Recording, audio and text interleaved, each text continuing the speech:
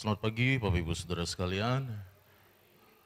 Ada yang masih pegal-pegal kakinya, ada yang tangannya pegal-pegal ya. Ya aman semua ya, syukur semua bisa datang ke gereja. Dan juga dalam kegiatan Prapaskah ini ada banyak sukacita saudara-saudara alami dalam kebersamaan kita di keluarga besar GPD Philadelphia Palangkaraya. Selain kegiatan-kegiatan outdoor, ada kegiatan yang juga mengharukan dan mengesankan, khususnya bagi saya pribadi. Dalam kesempatan yang sempit sekali, saudara-saudara sudah mengumpulkan juga salib-salib yang ada di depan. Ya, saudara sudah bisa lihat. Adakah di antara saudara yang salibnya belum terpasang? Ada enggak? Ada. Salibnya Sky, maksudnya sudah nyetor tapi belum terpasang. Jangan masih di rumah belum terpasang. Ya jelas belum terpasang. Nanti saudara bisa hubungi Bapak Devi, itu ada di belakang dia, Bapak Devi Lumeno.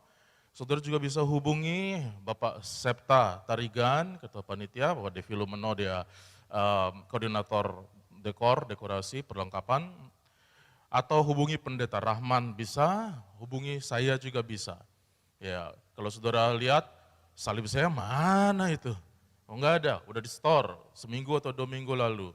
Nanti saudara hubungi kami, panitia Natal atau hamba-hamba Tuhan yang melayani di sini. Saudara bisa, oh sorry, berarti ada visi ke depan ini. Gaskan nggak nih? Lanjut, nah, terserah Ibu Gembala nanti melihat ya. Panitia Paskah, saudara nanti lihat, saudara bisa kasih tahu, saya sudah kumpulkan, kapan, sama siapa. Nanti kita bisa cek, nanti akan dipasang. Semua akan dipasang dan akan juga diberikan hadiahnya minggu depan saat kenaikan Tuhan. Karena ini dilombakan. Ya, supaya saudara-saudara bersemangat untuk juga membantu tim dekorasi. Gimana kelihatannya dekornya saudara-saudara? Belum pernah GPDI Philadelphia rasanya sekudus ini gitu ya.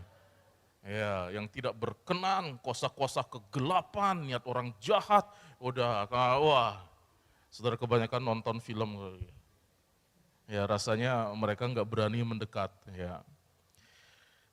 Dan juga selama beberapa minggu ini kelihatannya adik-adik anak-anak Pelnap juga digabung ibadahnya. Karena itu kita akan memberi kesempatan kepada mereka untuk memberikan pujian, penyembahan kepada Tuhan. Ya, adik-adik Pelnap bisa bersiap untuk ke depan. Ada di antara saudara yang anak-anaknya tergabung dalam Pelnap, mari sebelum kita mendengarkan firman Tuhan, kita akan mendengar pujian dari anak-anak Pelnap. Ya, dan jangan lupa Paskah Pelnap tanggal berapa? Hah? 27 April.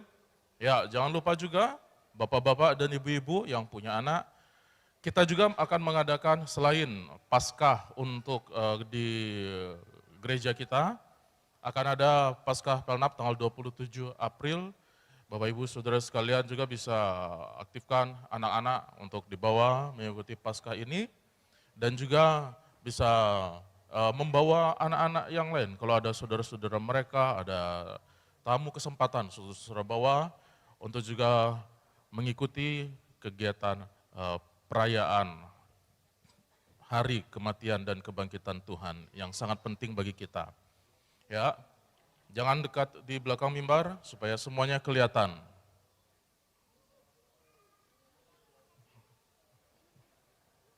Sudah semua anak-anaknya? Ya.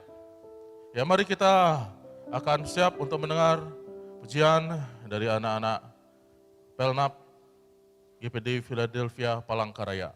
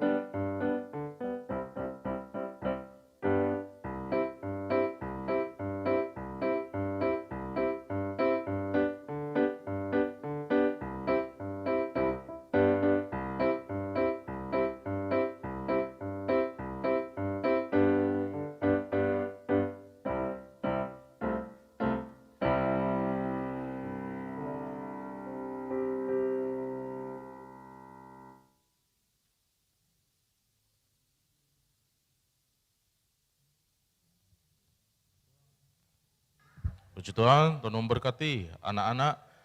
Ya, saya juga masih memberi informasi kepada saudara. Saya beringat juga tim dekorasi supaya saudara banyak juga bisa menyetorkan. Misalnya saudara tidak ketemu dengan yang saya sebutkan tadi, Bapak Devi atau saya atau Pendeta Rahman atau Bapak Septa, saudara cari saja bapak-bapak yang namanya Agus di GPDI Philadelphia. Ya, saudara kasih dia masuk tim dekorasi sama perlengkapan. Ya, baik. Kita akan kembali mempelajari tema dari Paskah kita. Ya, minggu lalu kita sudah melangkah untuk melihat seri pertama dari pelajaran ini.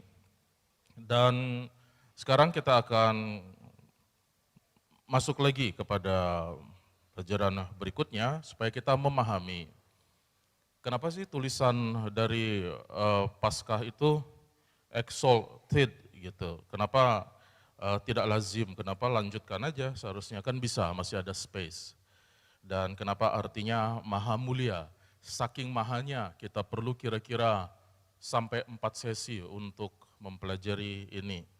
Dan saya berharap saudara-saudara cukup sabar untuk sekarang kita akan kira-kira mengambil waktu 1 jam hanya untuk latar belakangnya, dan 30 menit untuk khotbahnya. Jadi khotbahnya singkat, saudara-saudara, 30 menit, latar belakangnya yang 1 jam.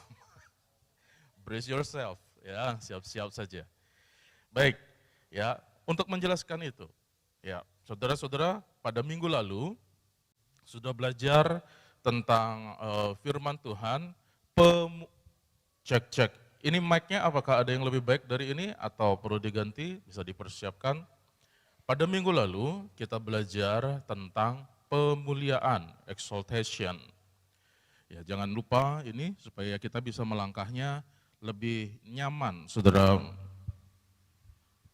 Mengikuti pembelajaran ini. Idenya adalah kita punya masalah, tidak bisa melihat kemuliaan Tuhan. Itu gara-gara dosa yang terjadi di dunia ini. Dosa itu membuat manusia kehilangan kemuliaan Allah. Apakah nyaman saudara dengar suara saya? Nyaman? Dosa itu membuat kita tidak sanggup untuk melihat kemuliaan Allah, karena kita juga sudah kehilangan kemuliaan Allah. Kemudian kita melihat Tuhan melakukan sesuatu kepada manusia untuk mengajar. Ya, cek tes, terima kasih. Tuhan melakukan sesuatu kepada manusia untuk mengajar supaya manusia kembali bisa melihat kemuliaan Allah itu. Ya, dia membuat waktu. Waktu itu adalah elemen yang penting supaya manusia bisa belajar untuk percaya kepada Tuhan. Dan ketika manusia percaya kepada Tuhan, ya, manusia melihat kemuliaan Allah. Jadi itu ide pada pelajaran tentang pemuliaan. Saudara jangan lupa, karena kita akan melangkah ke bagian berikutnya. Kalau di minggu lalu judulnya pakai bahasa Inggris, karena memang agak sulit untuk dicari bahasa Indonesianya, makanya kurang lazim saudara mendengar pemuliaan. Sekarang bahasanya lebih mudah, bahasa Ibrani, saudara-saudara, judulnya, yaitu kabod. Ya, saudara bisa baca? Apa bacanya itu? Ya, jadi saudara sudah pintar bahasa Ibrani semua.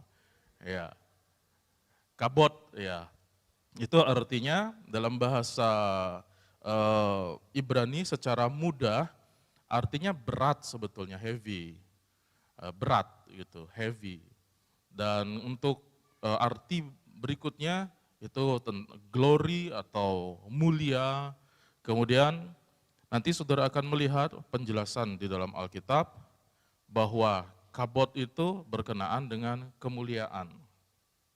Untuk memahami ini, kita akan melihat dulu dalam 2 Samuel pasal yang ke-6 ayat 12 sampai 15. Kita akan baca bergantian. 2 Samuel pasal yang ke-6 ayat 12 sampai 15. Jika sudah ketemu dan sudah siap, bisa suruhkan haleluya. Saya akan membaca dalam Alkitab Terjemahan Baru 2. Saudara membaca, jika ada yang sudah punya Terjemahan Baru 2, bisa bersama saya. Dan jika ada yang masih memakai Terjemahan Baru 1, tidak ada masalah. Kita baca bergantian. Saya akan baca ayat 12 dan saudara-saudara ayat 13, begitu seterusnya kita bergantian. 2 Samuel pasal 6 ayat 12. Diberitahukanlah kepada Raja Daud begini, Tuhan memberkati keluarga Obed-Edom dan miliknya karena tabut Allah. Lalu Daud pergi mengangkut tabut Allah dari rumah Obed-Edom ke kota Daud dengan sukacita.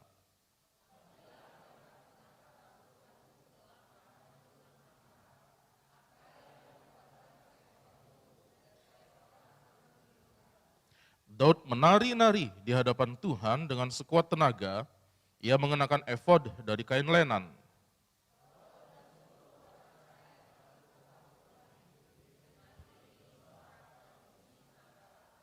Kita akan mulai dari titik ini, di mana Raja Daud berikhtiar, berusaha untuk membawa pulang tabut perjanjian. Apa sih tabut perjanjian itu dan gunanya apa? Kita akan melihat latar belakangnya dulu, tabut perjanjian itu. Ya.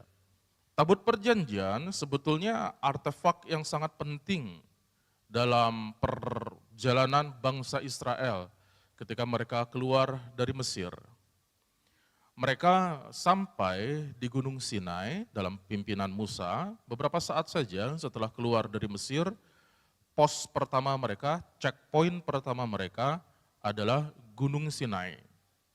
Di sana Musa naik ke atas gunung, kemuliaan Tuhan memenuhi gunung itu, bangsa Israel ketakutan di bawah.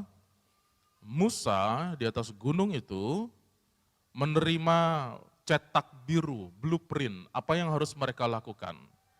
Selain 10 hukum Allah, Musa menerima cetak biru yang sangat penting, harus membangun tabernakel atau rumah Tuhan, katakanlah begitu. Kemah Tuhan istilahnya pada waktu itu, karena bisa dibongkar pasang. Beberapa artefak Tuhan sampaikan kepada Musa untuk dibangun, dan salah satunya yang sangat vital yaitu tabut perjanjian.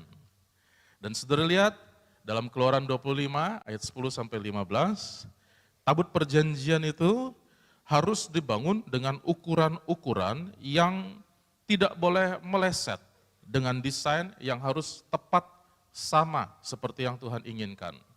Coba saudara bisa buka Keluaran 25 ayat 10 sampai 15. Ya. Saudara bisa baca sendiri, tapi saya akan menjelaskan dengan global saja. Ya. Tabut ini sangat unik, dia harus dibangun sedemikian rupa dan harus dibawa terus oleh bangsa itu di padang gurun. Sampai di sini saudara sudah cukup paham ya? Oke? Kita akan lanjutkan perjalanan tabut itu kemudian pasca bangsa Israel kemudian sudah tiba di Kanaan. Pada saat itu Yosua juga melewati sungai Yordan masuk ke tanah Kanaan. Ketika tabut itu dibawa oleh imam-imam dan menginjak sungai Yordan, sungai itu terbelah airnya. Jadi memang luar biasa penyertaan Tuhan ketika Tuhan tunjukkan kemuliaannya dengan tabut perjanjian ini. Mereka kemudian tiba di Kanaan, ada kedamaian selama mereka ada di situ, ya. Pasca Yosua, setelah Yosua, bangsa Israel kemudian jatuh dalam penyembahan berhala, jatuh dalam dosa, muncullah hakim-hakim yang memerintah Israel. Begitu sejarahnya. Setelah itu, kemudian pada saat hakim yang saudara kenal dengan baik, namanya Hakim Eli atau Imam Eli, merintah atau melayani di Israel, ada kejadian yang sangat memalukan bagi Israel. Ceritanya begini, saudara bisa ikuti nanti dalam 1 Samuel pasal yang ke-6 ayat 1 sampai pasal yang ke-7 ayat 2. Kalau saudara baca akan lama, tapi saya akan menjelaskannya dengan lebih singkat. Kalau waktu kita 3 jam, kita akan baca semua. Tapi saudara hanya sanggup 1,5 jam. Saya akan sampaikan ceritanya. Beberapa puluh tahun setelah bangsa Israel keluar dari Mesir, ya sampailah beberapa ratus tahun. Pada zaman Imam Eli melayani di bangsa Israel berperang melawan bangsa Filistin. Mereka terdesak, kemudian mereka mendapatkan ide, bagaimana kalau kita berperang bawa tabut perjanjian. Akhirnya disetujui. Pada waktu itu imam-imam yang melayani adalah anak-anak Imam Eli, yaitu Hofni dan Pineas. Mereka juga turut serta untuk peperangan ini. Mereka kemudian berperang. Bangsa Filistin ketika melihat tabut perjanjian agak gentar sedikit. Mereka ketakutan. Mereka pikir, wah, Tuhannya orang Israel ini yang melepaskan mereka dari Mesir, yang meluluh lantakkan Mesir, sekarang dibawa untuk perang. Tetapi orang Filistin menguatkan hati mereka. Mereka juga berusaha untuk mengalahkan bangsa Israel dan ternyata betul, bangsa Israel berhasil dikalahkan.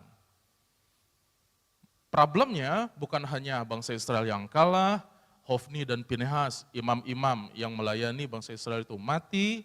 Problemnya tabut perjanjian juga berhasil direbut, saudara-saudara. Tabut perjanjian yang sakral itu, yang dianggap Tuhannya orang Israel oleh Filistin, dan orang Israel pun menganggap Tuhannya ada di situ, itu terebut. Dibawa oleh bangsa Filistin pulang ke negaranya, ke daerahnya. Ada orang kemudian yang memberitakan kabar ini. Dan Imam Eli ketika mendengar kabar itu langsung terjatuh dari kursinya, mati seketika. Istri dari Pineas yang sedang hamil, ya, belum waktunya melahirkan, dia prematur melahirkan. Dan kejadian inilah yang kemudian diabadikan oleh Alkitab, kata-kata dari istri Pineas yang mengatakan, sudah bisa lihat dalam 1 Samuel pasal 4 ayat 21 dan 22, dia menamai anak yang lahir itu Ikabod. Artinya apa? Telah lenyap kemuliaan dari Israel karena tabut Allah sudah dirampas dan karena mertuanya dan suaminya katanya telah lenyap kemuliaan dari Israel. Sebab tabut Allah telah dirampas. 2 kali sampai Alkitab harus menuliskannya itu. Kejadian yang paling memalukan, salah satu kejadian paling memalukan dalam sejarah Israel, anak itu diabadikan namanya Ikabod. Kemuliaan telah hilang dari Israel. Sejarah ini berjalan cukup panjang, karena kurang lebih sampai masa pemerintahan Daud, Raja Daud memerintah antara tahun 1010 atau 1003, agak buram, anggap saja tahun 1000 Masehi, ya. Kejadian ketika Ikabod itu sekitar tahun 1094 sebelum Masehi, berarti ada rentang waktu 94 tahun. Tabut perjanjian itu wandering, tidak ada di tempatnya yang seharusnya. Ya, seharusnya itu ada di Yerusalem. Tapi dia berjalan-jalan. Perjalanan tabut perjanjian itu seperti ini. Hebatnya tabut perjanjian itu, sudah perhatikan baik-baik. Dalam 1 Samuel tadi yang saya sampaikan kisahnya itu bukan di 1 Samuel 6 ayat 1 sampai pasal 7 ayat 2, itu di 1 Samuel pasal 4 ayat 2 sampai 22, cerita yang tadi. Saya melihat slide yang lain. Slide berikutnya ini, Kejadiannya di 1 Samuel pasal 6 ayat 1 sampai pasal 7 ayat 2. Perjalanan tabut perjanjian itu saudara-saudara, ternyata ketika tabut itu ditaruh di kuil berhalanya orang Yahudi, orang Filistin, tabut perjanjian itu membuat fenomena yang menakutkan bagi bangsa Filistin.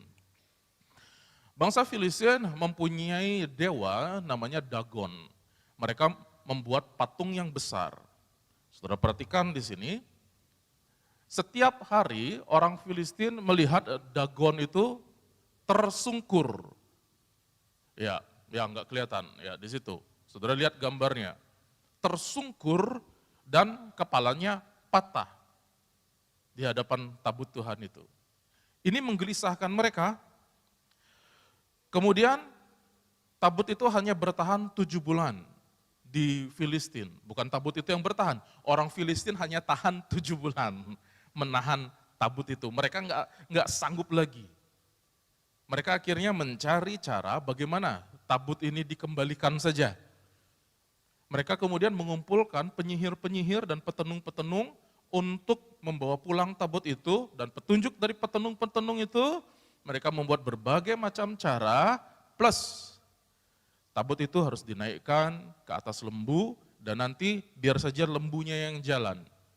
Lihat saja nanti lembunya yang akan bawa tabut itu pulang, biarkan saja. Dan juga sediakan persembahan-persembahan di situ. Ada bongkol-bongkol, ada tikus-tikus emas dan macam-macam lah. Menurut budaya dan kepercayaan Filistin. Mereka ingin mengeluarkan saja tabut itu dari kerajaan mereka. Karena nggak tahan dengan kemuliaan Tuhan yang dinyatakan di situ. Kemudian lembu-lembu itu berjalan dan sampailah lembu-lembu itu di Bet-Semes. Ya, di sana tabut perjanjian itu menarik perhatian orang-orang di Bet-Semes. Dan karena mereka tidak mengerti, ada beberapa yang mencoba untuk melihat isi tabut itu, mati mereka semua. Jadi itu menunjukkan ketika retreat, saya menjelaskan tentang holiness, ya, tentang kekudusan Tuhan. Kenapa Tuhan Allah Bapa atau Allah yang Maha Kuasa, pencipta itu enggak datang kepada kita? Karena dia begitu kudus. Kalau dia yang datang kepada kita, kita mati semua. Enggak sanggup kita. Ya, itu tabut perjanjian saja yang baru dilihat isinya. Saudara baca nanti. Orang-orang yang melihat itu mati semua. Karena enggak sanggup dengan kekudusan yang ada di situ, kemuliaan yang ada di situ. Singkat cerita, ya, dikirimlah kemudian tabut itu ke Kiryat Yearim. Ada yang menjemput tabut itu, orang-orang Lewi menjemput, hanya sampai di Kiryat Yearim. Dipelihara, dijaga di sana, tabut itu di rumah Abinadab. Dan kira-kira, ya, perjalanan waktu sampai 20 tahun tabut itu ada di situ. Catatan sejarah terakhir, kemudian menunjukkan bahwa sampai masa Hakim Samuel memerintah, dan kemudian diangkat Raja Saul memerintah. Tidak ada usaha apapun lagi untuk mengambil tabut itu. Sampai masa Daud menjadi raja. Baru Daud kemudian berpikir dan berikhtiar untuk memulangkan tabut perjanjian itu kembali ke Yerusalem. Sampai di sini, saudara masih bisa mengikuti? Masih menarik ceritanya? Saudara harus ikuti, karena nanti saudara akan betul-betul memahami tentang kemuliaan Tuhan. Ya. Berikutnya, Daud berusaha untuk memulangkan tabut perjanjian itu. Ada usaha pertama Daud untuk memulangkan tabut itu. Mari kita bisa baca dalam 2 Samuel pasal 6. Tadi kita baca ayat 12, sekarang kita baca sebelumnya, ayat 1, latar belakangnya. Jika sudah siap, bisa serukan haleluya. Saya akan baca ayat 1, saudara ayat 2, dan seterusnya sampai ayat 9. 2 Samuel, pasal yang ke-6. Daud menghimpun lagi semua orang pilihan di antara orang Israel sebanyak 30.000 orang. Terus,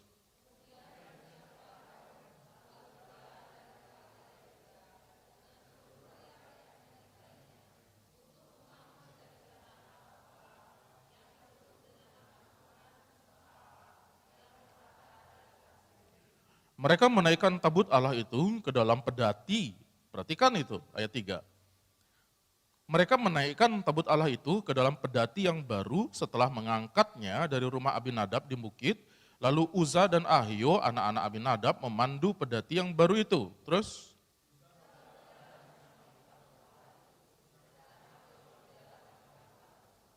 Daud dan seluruh kaum Israel menari-nari di hadapan Tuhan, diiringi segala alat musik dari kayu zanobar, serta kecapi, gambus, rebana, kerincing, dan simbal. 6.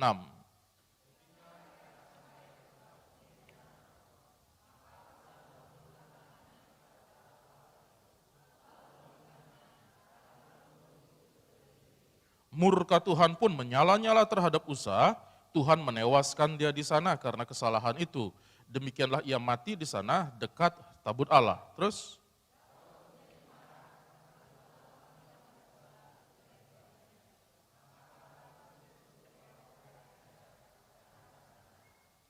jadi saudara-saudara, pada percobaan pertama ketika tabut itu dibawa pulang, hasilnya gagal. Karena apa? Tabutnya nggak sampai ke Yerusalem, ada orang yang mati sampai. Ini membuat Daud gusar. Dia marah dengan semua ini. Kenapa? Udah melakukan yang terbaik, udah nari, udah menyanyi, udah melakukan ibadah yang baik. Tapi kenapa? Gagal. Daud kemudian mengevaluasi. Syukurlah dia bukan raja yang cepat putus asa.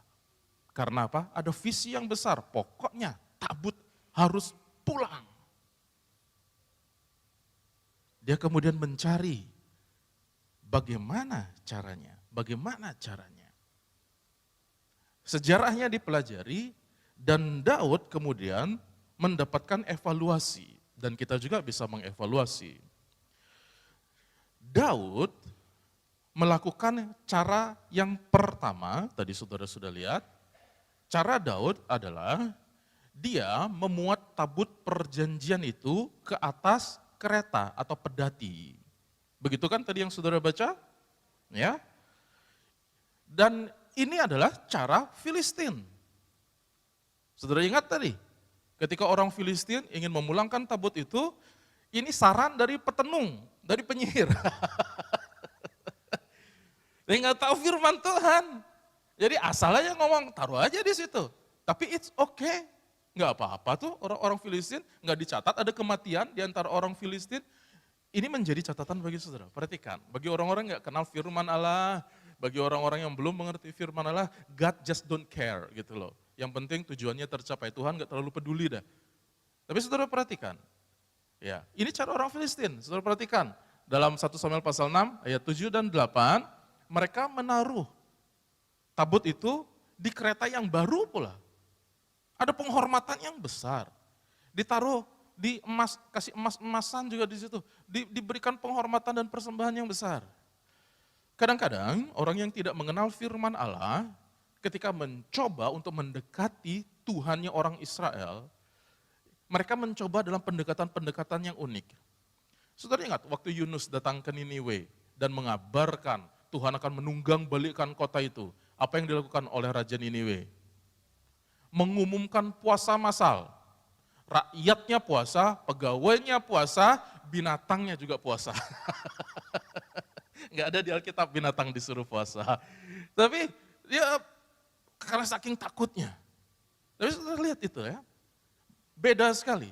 Problemnya, dengar baik-baik ini orang Kristen, jemaat Philadelphia, problemnya orang yang sebetulnya umat Allah ternyata ketika melihat cara-cara yang dalam tanda petik di luar firman Allah, cara-cara yang nyeleneh, cara-cara yang ganjil, yang aneh, orang percaya, umat Tuhan, orang Kristen ataupun umat Allah pada zaman itu pun Raja Daud suka mengcopy, suka mempaste. Karena, oh begitu cara mereka, yuk kita copy paste. Hasilnya, Uza mati. Ini jadi pelajaran bagi kita.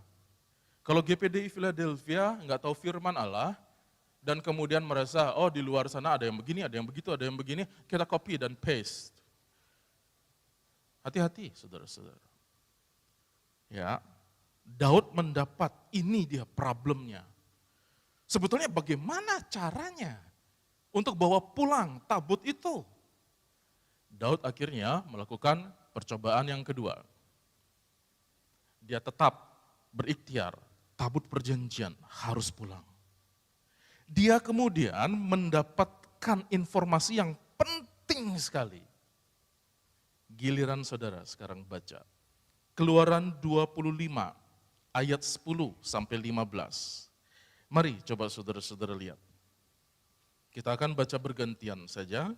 Keluaran 25 ayat 10 sampai 15. Sudah ketemu?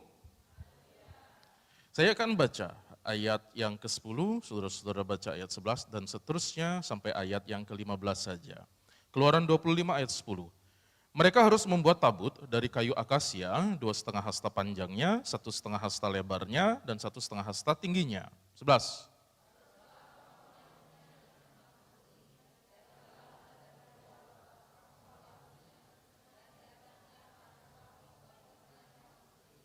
Engkau harus membuat tuangan 4 gelang emas untuk tabut itu, dan pasanglah gelang itu pada keempat kakinya, 2 gelang pada sisi yang satu, dan 2 gelang pada sisi lainnya. 13.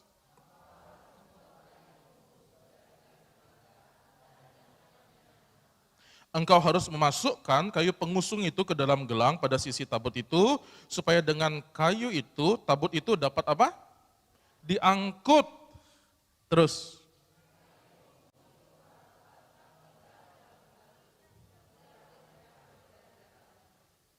Saudara lihat, desainnya Tuhan sudah kasih, caranya Tuhan sudah kasih.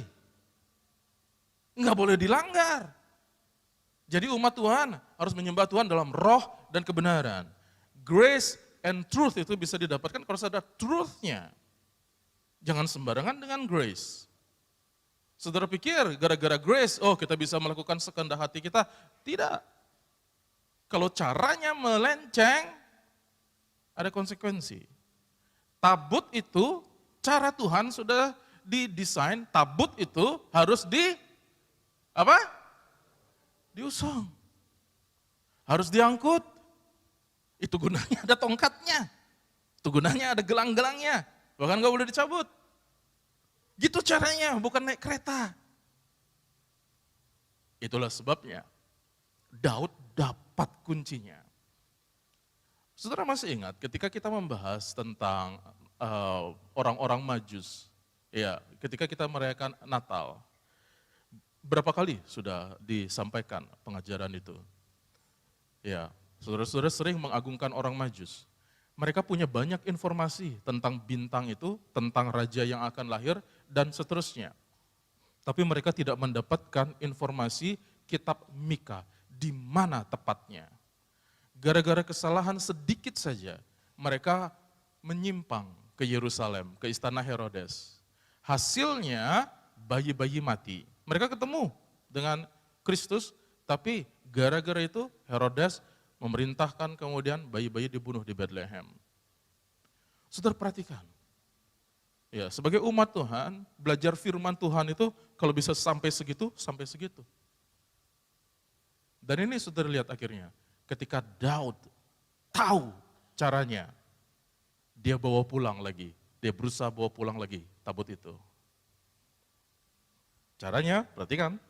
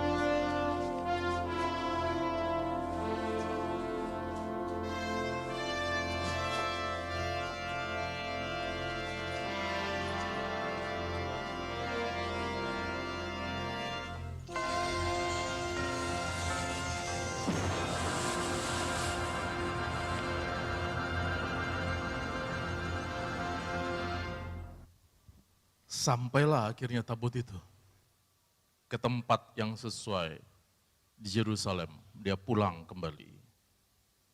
Dan Daud menaikkan standar dalam pujian, penyembahan kepada Tuhan.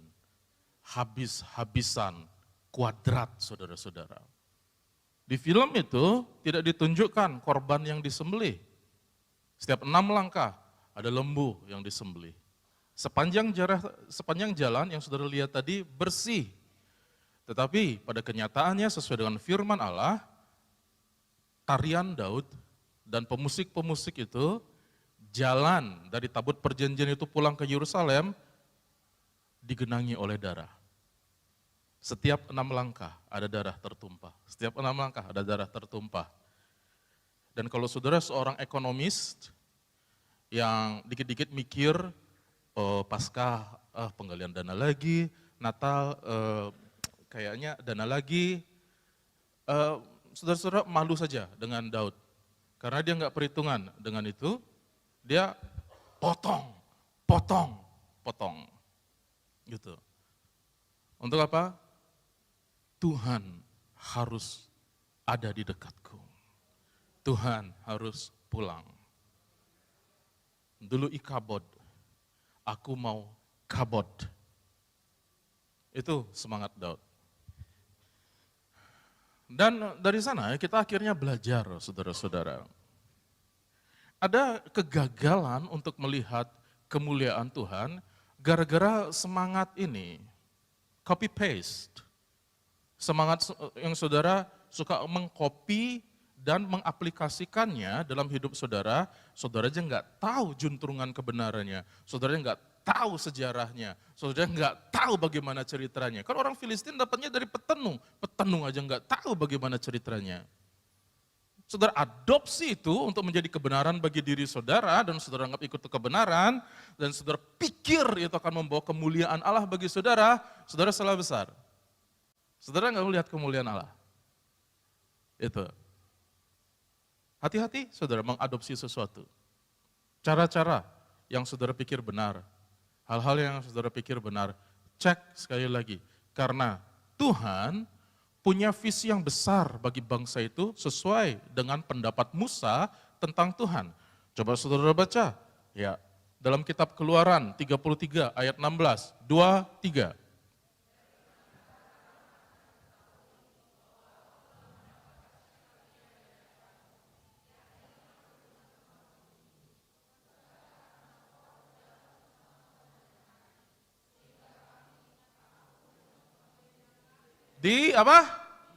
Dibedakan.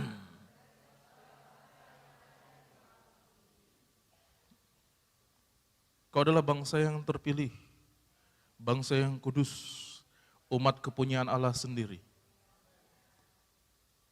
yang dipanggil keluar dari kegelapan menuju terangnya yang ajaib, untuk memberitakan perbuatan-perbuatan besar dari Allah.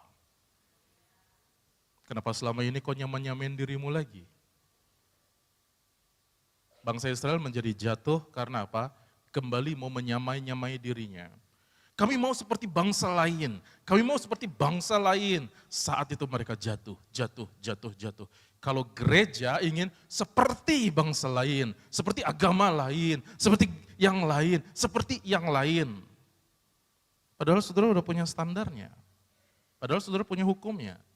Padahal saudara ngerti, problemnya saudara malas baca, problemnya saudara malas belajar, problemnya saudara malas dengar, problemnya saudara malas evaluasi, problemnya saudara sensitif sekali, nggak bisa dievaluasi, gagal nggak mau dievaluasi, dievaluasi tersinggung, marah, pindah gereja. Itu problem besar dari orang Kristen. Tapi syukur Philadelphia pintunya besar, kita udah belajar open doors kemarin. Pintunya terbuka bagi yang masuk, bagi yang dalam mau keluar juga terbuka selebar-lebarnya juga. Cari gereja yang sesuai dengan visi saudara. Jangan lama-lama di sini kalau udah nggak sesuai visinya. Karena visinya GPDI Philadelphia adalah kemuliaan Tuhan ada di sini. Kalau saudara punya visi yang lain, cepat-cepat cari tempat lain. Ini problem kita, saudara-saudara. Karena kita punya fokus yang besar, kabod. kemuliaan Allah harus ada di sini. Apapun yang terjadi. Saudara lihat apa yang dilakukan oleh Daud. Kerendahan dirinya. Dalam 2 Samuel pasal 6 ayat 21 dan 22 ada kata-kata yang dahsyat, yang hebat yang dikatakan oleh Daud. Istrinya sendiri menegur dia. Kamu raja nggak tahu malu, mempermalukan dirimu saja. Tapi Daud bilang, di hadapan Tuhan yang telah memilih aku dengan menyisihkan ayahmu dan segenap keluarganya untuk menunjuk aku menjadi raja atas umat Tuhan, yakni atas Israel. Di hadapan Tuhan. Kalau dulu Daud di lapangan, ketika berhadapan dengan Goliat, dia bilang, di hadapan bangsa Israel, aku menunjukkan bahwa Tuhan akan mengalahkan kamu. Di hadapan istrinya sekarang, dia bilang, di hadapan Tuhan yang sudah memilih aku, di hadapan Tuhan, aku menari-nari. Bukan untuk manusia, bukan untuk menyenangkan jemaat, bukan untuk menyenangkan orang lain, di hadapan Tuhan. Bahkan aku akan menghinakan diriku lebih daripada itu.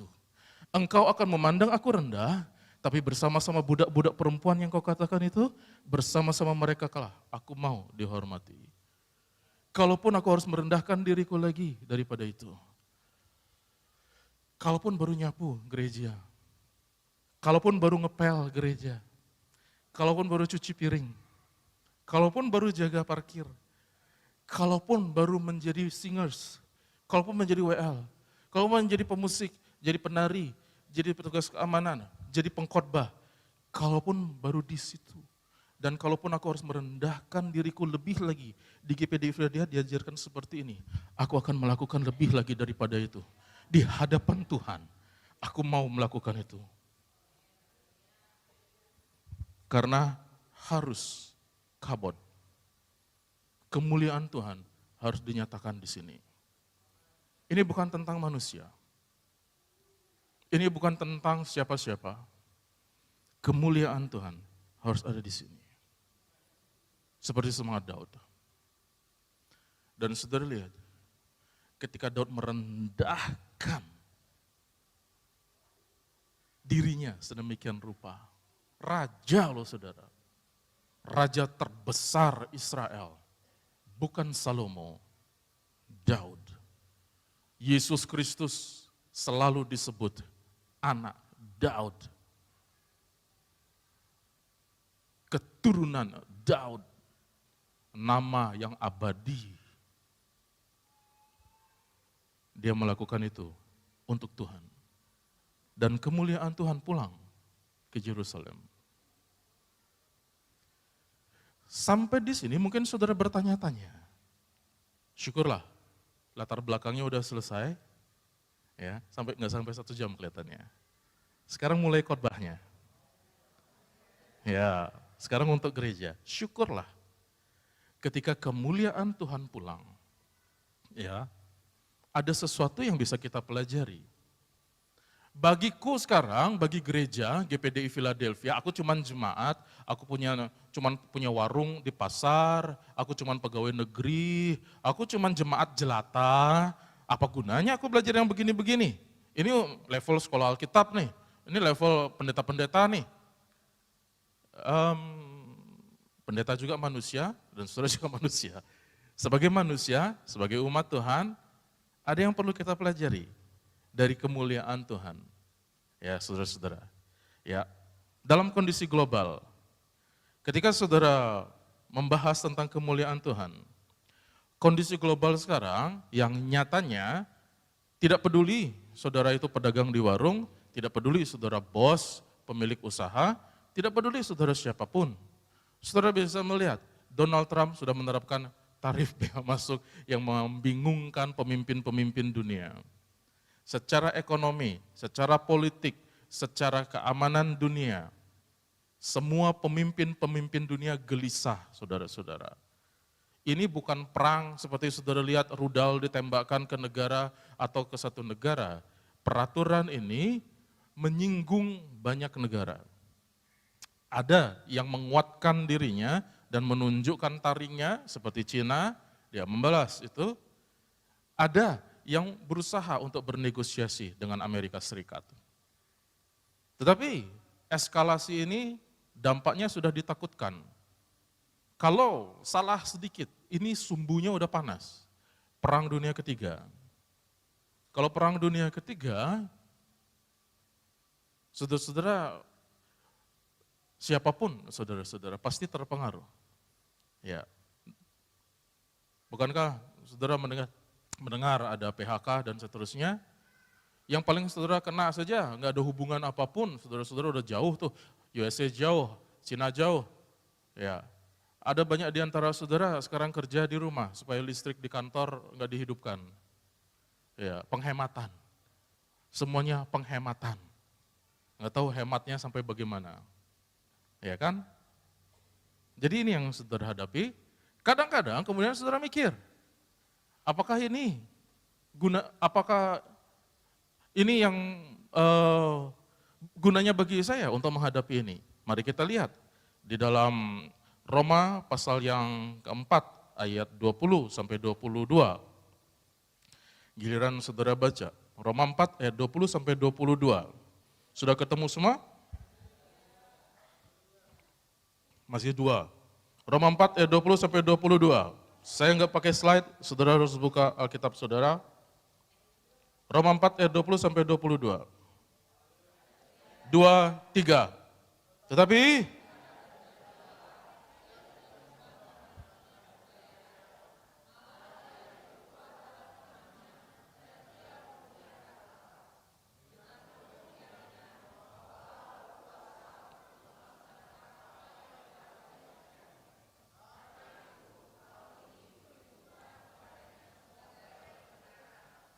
kondisi dunia secara global menjadi tidak pasti. Ya, PPN 12% jadi atau enggak? Cancel, karena rakyat mulai marah. Ya, tarif bagi Indonesia atau bagi dunia lain jadi atau enggak? Tunda dulu 90 hari. Jadi enggak pasti saudara, orang mau jalan enggak, siapa atau enggak gitu.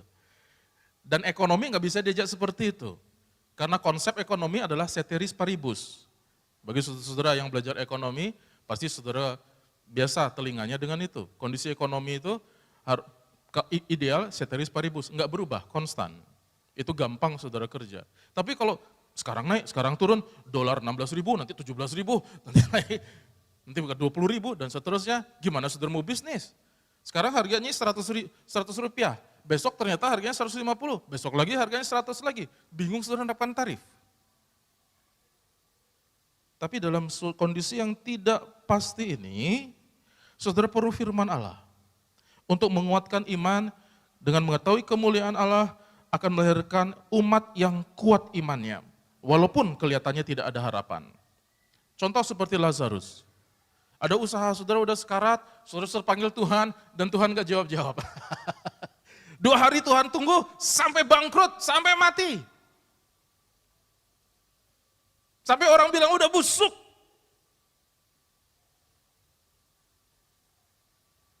Roma pasal 4 ayat 20-22 mengabadikan imannya Abraham. Walaupun kelihatannya tanpa harapan. Tapi Abraham tidak bimbang. Malah dia diperkuat dalam imannya dan ia memuliakan Tuhan. Dan dengan imannya ini, janji Tuhan terlaksana atas hidupnya. Itu secara global, kalau saudara mau tahu apa gunanya belajar yang begini-begini. Ya, dan mungkin bagi saudara yang tidak begitu mengerti juga keadaan global, sekarang secara mikro, secara personal, ya, secara kita. Gunanya bagi kita saudara-saudara, kondisi umum orang Kristen itu, kondisi umum ada 2 kondisinya.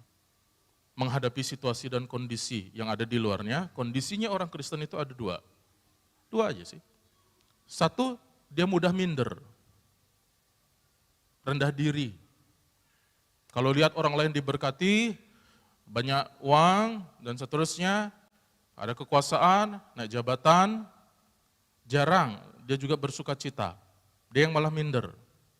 Ada satu pendeta bilang kalau tetangganya beli kulkas, dia yang kedinginan gitu saudara-saudara. Ya. Jadi dia yang pokoknya bingung. Itu beli motor, pasti nanya cicil atau cash gitu. Kalau cash, dia yang pusing juga, dari mana duitnya? Gitu. Ya, sering manusia begitu. Itu reaksi yang pertama. Tapi reaksi kedua, ini juga berbahaya. Ya, kebalikannya dari minder. Mudah sombong. Heran sekali. Heran sekali. Manusia itu mudah sekali sombong. Dikasih sedikit jabatan, dikasih sedikit usahanya lancar, dulu berseru-seru minta kepada Tuhan, berdoa minta sama Tuhan. Tapi ketika dikasih, agak sibuk sekarang Tuhan, karena ada urusan ini. Kemudian tambah lagi, sudah mulai nggak bisa didekati. Oh ini apa nih, proposal, mau bikin Paskah, mau bikin Natal. Kayaknya begini dan begitu, begini dan begitu. Ya mulai untouchable, mulai ada di atas awang-awang, enggak lagi nginjak tanah. Herannya orang-orang Kristen begitu. Mudah rendah diri, mudah sombong. Itulah sebabnya ketika kita berkaca dengan kemuliaan Tuhan, saudara perlu melanjutkan cerita tentang tabut perjanjian itu. Supaya saudara mengerti kenapa Daud bela-belain, habis-habisan untuk membawa pulang tabut perjanjian itu. Mari kita lanjutkan sedikit apa yang terjadi dengan tabut perjanjian itu. Dalam 1 Raja-Raja pasal 8. 1 Raja-Raja pasal yang ke-8. Kita akan membaca mulai dari ayat 3 sampai ayat 10. Saya akan baca ayat 3, saudara-saudara nanti baca seterusnya sampai ayat 10 kita bergantian. Jika sudah ketemu bisa serukan haleluya. 1 Raja-Raja pasal 8, saya akan membaca ayat 3 dalam terjemahan baru 2. Setelah semua tua-tua Israel datang, imam-imam pun mengangkat tabut itu. 4.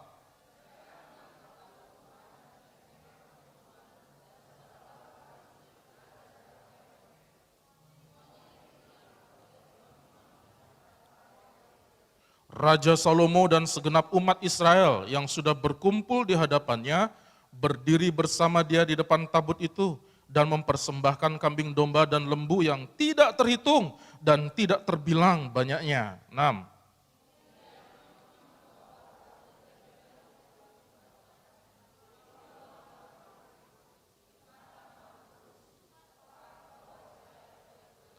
Sebab kerub-kerub itu mengembangkan kedua sayapnya di atas tempat tabut itu dan menudungi tabut serta kayu-kayu pengusungnya dari atas.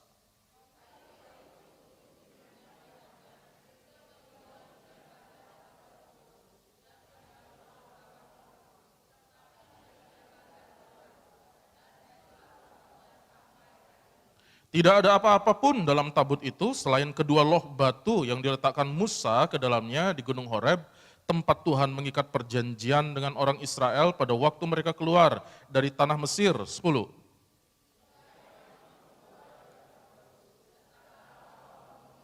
Ada apa yang memenuhi?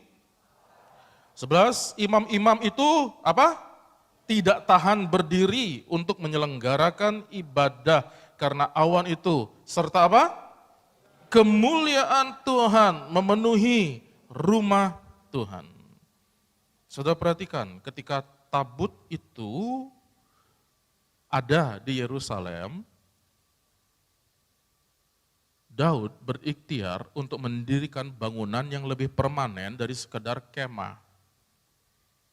Tetapi sepanjang hidupnya, Daud tidak diizinkan untuk membangun bait suci itu. Karena tangan Daud berlumuran darah perang, juga karena dosanya atas Batsheba. Tapi Tuhan izinkan Salomo yang melanjutkan pembangunan itu. Puluhan tahun kemudian setelah Daud menari-nari dan membawa pulang tabut perjanjian, bait Allah ditabiskan. Ketika tabut perjanjian dibawa, saudara-saudara, dan ditaruh di tempatnya, awan kemuliaan Tuhan turun menaungi tabut itu. imam-imam yang menyelenggarakan ibadah itu berdiri aja nggak tahan, saudara-saudara. Semua menyembah. Apa gunanya awan kemuliaan Tuhan? Saudara tanya lagi. Mari kita ikuti lagi. Keluaran 40 ayat 34 sampai 38. Ikuti saja saya sebentar. Hanya 4 bagian firman Allah, saudara akan paham. Keluaran 40 ayat 34 sampai 38. Sudah ketemu? Saya akan baca ayat 34, saudara baca 35, seterusnya sampai 38. Keluaran 40. Awan menyelubungi kemah pertemuan, kemuliaan Tuhan pun memenuhi kemah suci. Terus.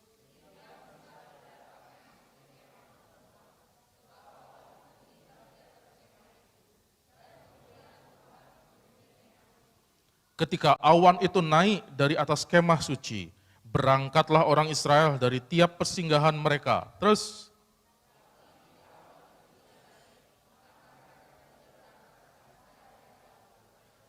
sebab awan Tuhan berada di atas kemah suci pada siang hari, dan pada malam hari ada api di dalam awan itu di depan mata seluruh kaum Israel di tiap persinggahan mereka. Saudara bisa melihat dan mencatat dalam Bilangan 9 ayat 15 sampai 23. Bilangan 9 ayat 15 sampai 23. Di sana tambah lagi diberikan detail. Kalau tabut perjanjian itu tidak berangkat, awan itu yang menaungi tabut perjanjian itu tidak berangkat, bangsa Israel enggak berangkat. Maukah dia sebulan, maukah dia 2 bulan, diam di situ. Tapi kalau awan itu naik berangkat, bangsa Israel harus jalan sesuai dengan firman Allah. Menjadi petunjuk. Saudara orang Indonesia, Palangkaraya apalagi manja. Kemana-mana saudara naik motor minimal. Dari sini hanya sekedar saudara mau ke tempat-tempat yang dekat, nggak sampai 1 kilo, saudara naik motor, naik mobil lagi. Kalau pada zaman orang Israel, ketika mereka berjalan di padang gurun, saya berdoa di dalam nama Tuhan Yesus, kerinduan saya, sekali-sekali saudara pergilah, saudara harus pergi dari Mesir ke Israel. Naik bis saudara-saudara enak, 4 jam saudara-saudara pergi dari perbatasan Mesir sampai saudara masuk ke Israel, di sana saudara akan lihat. Kira-kira saudara jalan kaki di situ dalam 1 jam sanggup nggak saudara-saudara?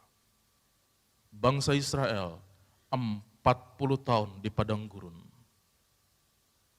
Kalau enggak ada tiang awan yang menudungi dari panas matahari, kalau enggak ada tiang api yang menghangatkan menjadi petunjuk pada saat malam, yang melindungi dari binatang buas, bahkan tidak ada keajaiban Tuhan, kasut dan juga bajunya enggak rusak, enggak sampai 1 hari mati semua mereka itu. 40 tahun mereka bertahan jalan di padang gurun. Karena apa? Ada petunjuk, ada guide, ada awan yang naik. Sekarang umat perjanjian baru, apa gunanya awan itu? Lompat ke Matius 24.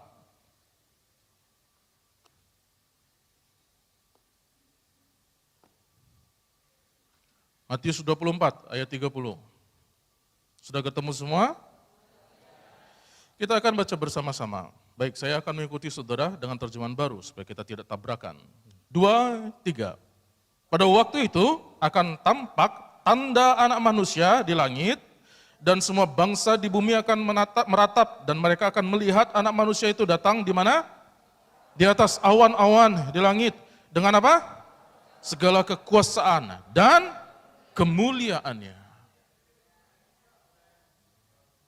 Mulai bisa melihat polanya, tabut perjanjian itu yang Ikabod dibawa pulang oleh Daud, kemudian ketika pentabisan bait Allah, ditaruh oleh Salomo di bait Allah, awan kemuliaan Tuhan mulai datang lagi di Israel. Pada zaman dulu, ketika zaman Musa, begitulah seharusnya tabut perjanjian itu penuh dengan kemuliaan Tuhan. Musa saja nggak bisa mendekat, saudara. Musa loh. Begitu dahsyatnya pengalaman itu. Dan sepanjang bangsa Israel 40 tahun, tiang awan itu memimpin mereka. Umat perjanjian baru yang dinantikan oleh umat perjanjian baru melihat awan itu lagi. Karena di sana Tuhan datang. Bukankah itu yang kita nanti-nantikan? Nggak peduli saudara penjaga warung, nggak peduli saudara bos, nggak peduli saudara apapun kalau saudara orang Kristen. Itu yang saudara tunggu-tunggu. Apa gunanya melihat kemuliaan Tuhan itu? Itu lagi yang saudara tanya. Baik, ada jawabannya lagi. 1 Tesalonika 4 ayat 16 sampai 18. 1 Tesalonika pasal 4 ayat 16 sampai 18. Sudah ketemu semua? Kita baca sama-sama. Pada hitungan yang ketiga, 2, 3.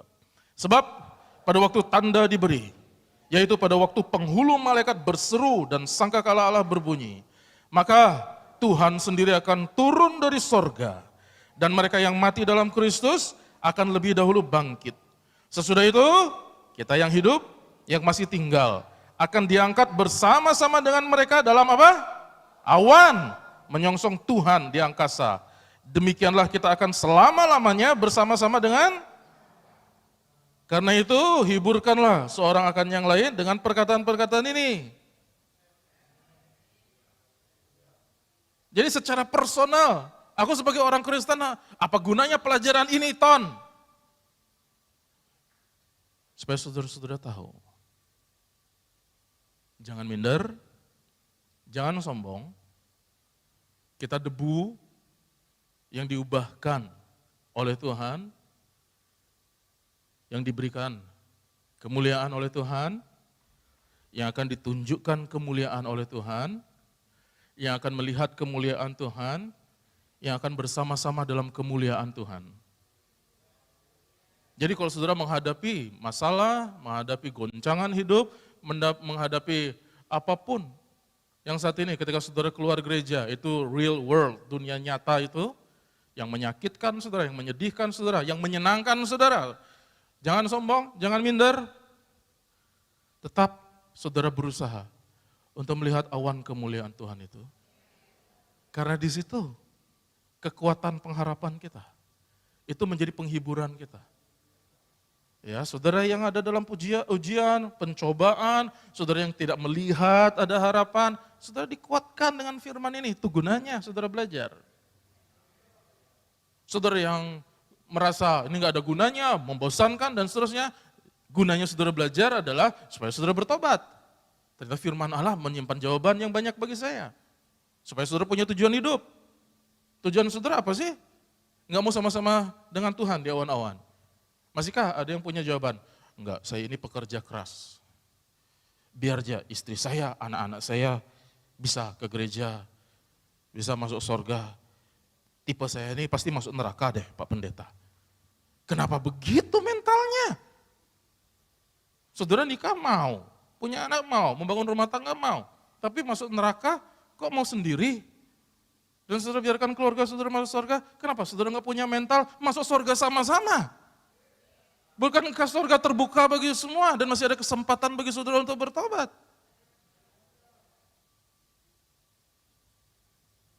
Mungkin selama ini hidupmu ikabod. Banyak kecewanya, banyak sedihnya, banyak susahnya. Hari ini saudara diingatkan lagi. Ada cara untuk kabod. Daud habis-habisan untuk memuliakan Tuhan. Salomo habis-habisan untuk memuliakan Tuhan. Musa habis-habisan untuk memuliakan Tuhan. Abraham habis-habisan memuliakan Tuhan. Jemaat GPDI Philadelphia, apa? Tante Marta punya apa? Punya statement quote apa? Jangan perhitungan, ya jangan apa? Tante Marta sering bilang apa tante? Jangan hitung-hitungan sama Tuhan. Ya. Belajar. Suatu saat kita akan melihat kemuliaan Tuhan bersama-sama. Nggak ada yang ketinggalan. Jangan punya cita-cita ketinggalan, jangan. Karena kasih karunia itu terbuka bagi semua. Haleluya. Haleluya. Puji Tuhan. Mari kita bangkit berdiri. Haleluya. kekuatan di jiwaku, ketenangan batinku. Dengan saudara memahami kemuliaan Tuhan, saudara menjadi umat yang tenang, apapun yang terjadi. Karena Tuhan bersama dengan saudara. Bukan tabut perjanjian yang membuat bangsa itu menang atau kalah, tapi adanya kemuliaan Tuhan di situ. Hofni dan Fineas tidak menjaga diri mereka, sehingga mereka dikalahkan.